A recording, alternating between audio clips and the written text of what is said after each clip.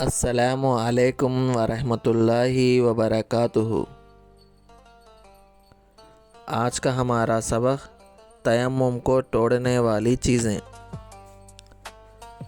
سب سے پہلے ویڈیو کو آخر تک ضرور دیکھیں، ویڈیو انفارمیٹیو ہے۔ پہلا، جن چیزوں سے وضو ٹوٹتا ہے ان سے تیمم بھی ٹوٹ جاتا ہے۔ دوسرا، جس عذر کی بنا پر تیمم کیا گیا ہو اگر وہ باقی نہ رہے تو تیمم ٹوٹ جاتا ہے، جیسا پانی کا نہ ملنے کی وجہ سے تیمم کیا تھا تو پانی مل جانے کے بعد تیمم ٹوٹ جاتا ہے۔ تیسرا، جن باتوں سے غسل فرض ہوتا ہے ان سے تیمم ٹوٹ جاتا ہے۔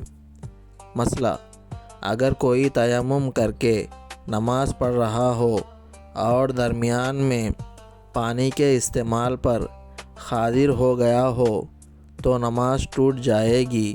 اب وضو کر کے دوبارہ نماز پڑھے۔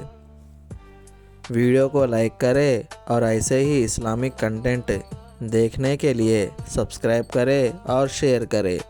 جزاک اللہ خیرہ۔ السلام علیکم۔